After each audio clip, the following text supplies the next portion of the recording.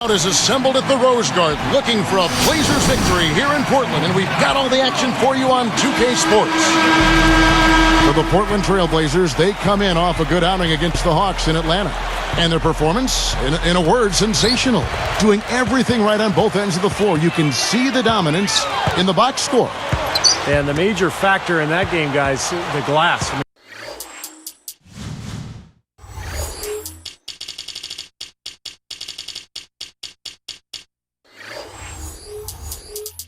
And this team dominated at both ends of the floor. Steve, I think they were just so much more aggressive down low. I mean, they fought hard for position, and then they attacked the ball every time a shot went up. State Farm presents the starting five. A look at who we've got on the floor to begin things for the Indiana Pacers. Granger, Hansbrough, and Hibbert are the front court. Jones is out there with Collison. And for Portland, Aldridge out there with Wallace. Then it's Brandon Roy. 5 on the clock. Granger inside the line. And not going to go. He misses the first attempt on the night. Well, the Blazers last year were a middle-of-the-road defensive team, but when you consider all the injuries they had to their front line, it was an impressive accomplishment just to get to where they did. Let's catch up with Doris from the sideline. Guys, I spoke with the head coach of the Pacers. Making sure they control the boards at their own end is the first thing he mentioned to me. He said, nothing frustrates me more than giving up second chance points. And today, I don't want to be frustrated. We'll see, gentlemen. Much appreciated, Doris. Thank you. So, Clark, what does that mean if your man is doing a better job cleaning the paint? Kevin, that basically means you're being out-positioned and out-physicaled and out-hustled, period. Well, Steve, you think about the Blazers over the last decade, they've never been a dominant defensive team. I might even say downright poor until around 2007, 2008, but they've improved in that regard as far as defense goes. To move from a playoff contender to championship contender, their defense is going to have to catch up with their offense. Well, Steve was saying just to be in the top 15 defenses. Here's Collison. Roy Hibbert picking up that last basket. The 10-footer, Hansbrough, that's good. Hansbrough's got his first bucket in this one. On defense, Indiana. They put up a nice win against Utah last time out. And it was a total group effort offensively. That was the key. A great game for the bench guys. Well, one of the things you want from your bench guys is energy and enthusiasm. And when you bring it, you can make an impact on the game. So now that's twice we've seen the offense collapse. That's back-to-back empty trips because of turnover. Yeah, and that's going to be a problem because now all of a sudden you start turning the ball over, you lose all offensive rhythm and flow. Now here's Hibbert, averaging 13 points a contest. Clock at 4. Expanding his range. Can't hit. And the Blazers the other way. This is the second time they've matched up against Indiana. Now, the last meeting was a successful one. They were very sharp defensively, causing a lot of turnovers, and that swayed the game in their favor. And that one's good. Now, they'll take as many of those high-percentage shots as they can get, guys.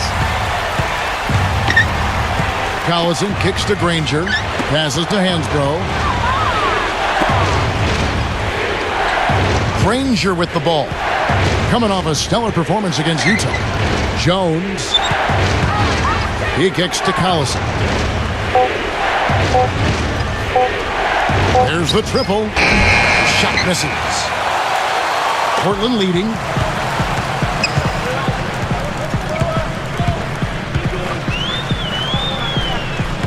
Mr. Perfect, defended by Jones.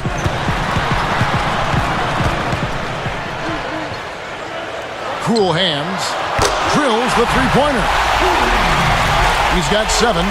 What an easy win for him last time. As Steve mentioned, Clark, the turnover differential was a major factor. Yeah, I call it disruptive in a word from the defensive standpoint. They were all over him the whole game.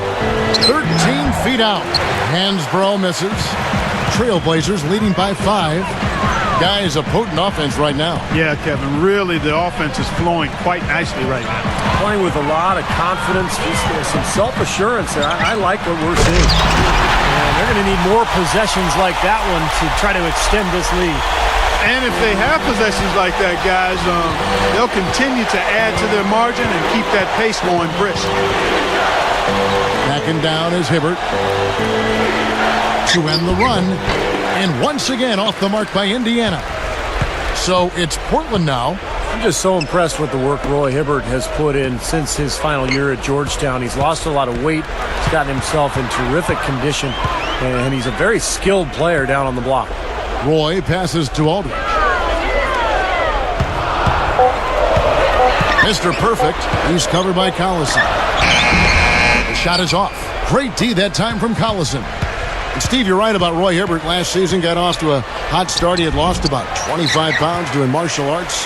All those different workouts associated with that over the summer. He also addressed a undetected asthma problem, which Clark helped his endurance. Yeah, it did help his endurance, but I think as the season went on, Roy thought maybe he had gotten too light by year's end, and now he's gotten back up to around 260. And again, it's not just what you weigh, but it's what kind of strength you have and where is the weight. He needs a little more lower body strength to anchor him, and the right kind of weight and muscle is going to continue to allow him to be a very effective center in the NBA.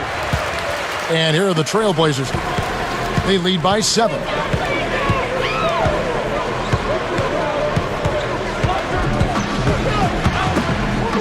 On the wing, Wallace, covered by Hibbert. Wallace. Roy from outside. That's good. One thing you know when it comes to Nate McMillan as a coach, his teams are very disciplined and deliberate. He's a bit of an anti-run and gun guy as he preaches more ball control and making the smart play than forcing the tempo. Now we get a chance to check out the standings out west. Already we're in December. You look at Portland. Right now they're off to a fast start. First place in the conference. And of course Dallas, a game behind. Well, I think for Portland, they've caught a lot of folks off guard. I mean, they've made a big-time leap forward. Yeah, they sure have. They've made great strides since last season, and give them credit. I mean, they've worked hard. They've earned this, and I think they've done it through a really aggressive team play. They've been selfless in their approach, and they've worked. I mean, they have worked really hard to get to this point. And here's Jones. Brandon Roy getting his 3 to go. Here's Granger. No good again that time.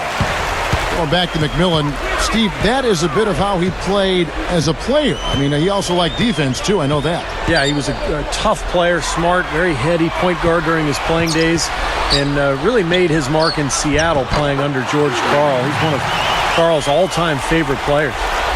Well, they're scoring efficiently. They look very focused at the offensive end. A nice start, no question, making all the right moves here early. Now, here's Collison. Looking for his first bucket of the game. And here's Portland. They're on a 16-4 run right now. Mr. Perfect, he's covered by Collison. And so he draws the foul on the shot, a trip to the line to shoot 2. Well, you'd really have to say the Pacers took a step forward last season. I mean, they did improve their road record by 4 wins up to 13-28 compared to the season before. Mark, you talk about 13-28 road record for the Pacers, tied for the 9th worst in the league. I hate to bring that up since you do their games. Steve, not what I would expect from, though, a playoff team. Well, they struggled on the road offensively, Kevin. They averaged about 7 more points at home than they did on the road. But I was impressed with what they did late in the season under Frank Vogel. And if they can carry some of that momentum into this year, I think the Pacers can be much improved. Here's Collison. 14 points from him the last game against the Utah Jazz. Wallace against George. Ball's knocked loose. It's taken away by Wallace. That's just horrible decision. You got to be more patient with the ball. Impressive offensive execution to this point. That's what's gotten them this lead. Well, it's paid off on the scoreboard. The fact that they've been together and productive offensively. Now here's Jones. He definitely had a good game in their win against the Jazz. George dishes to McRoberts. The feed to Collison. Trying to get back on track. That doesn't go either for Collison. Well, that's a warm-up jumper there. I mean, when you're a pro, you can't make excuses for missing that one. Cool hands. He's covered by Collison. Wallace misses. Boy, I'm shocked he didn't make that one. He usually knocks that one down with ease. Now, here is George. He's guarded closely. Backing down is Hibbert. Picked up by Aldridge. 6 to shoot. Collison against Matthews. And the Pacers can't get it to go. This is really ugly, guys. I mean, he can't get anything to go. And Jones pulls it down. Pacers trail by 16. Guys, they've been getting it done. They sure have been. I mean, really looking good and sharp offensively. Yeah, knocking down the open shots and really getting a nice flow to their game. Here is McRoberts. Now George. From deep three-point range, can't get it to go. Yeah, again, iffy shot selection there. Defender draped all over him. Well, you got to understand who's guarding you in that situation. I mean, if he's on you tight, you can't just rise up and try to shoot over the top. No one covering. And the Trailblazers lead by 18. Now, I'll tell you what, they've been a step slow here early on. I agree with you. I mean, they're allowing too many open shots. They've seemed a little sluggish to me. Now, here's Collison.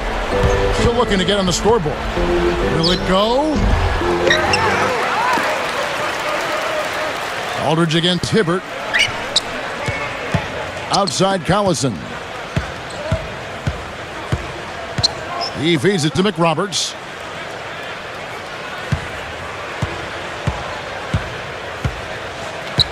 Back to Collison. Goes back up.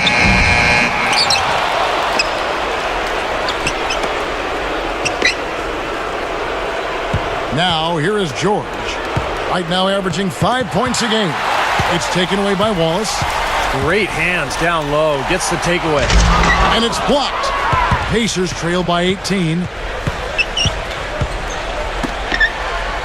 Here's George. The dish to McRoberts.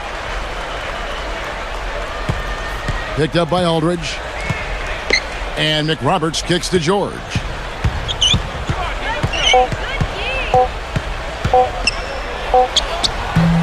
Can't hit. And the Blazers the other way. Total domination on the glass by them so far.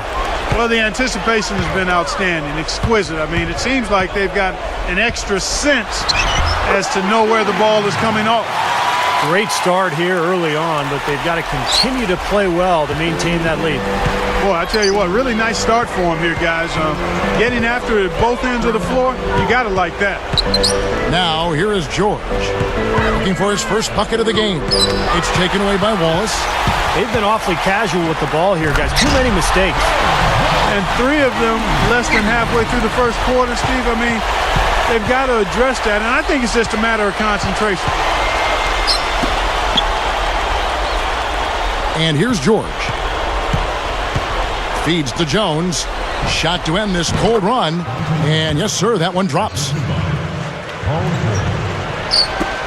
35 seconds left here in the opening quarter.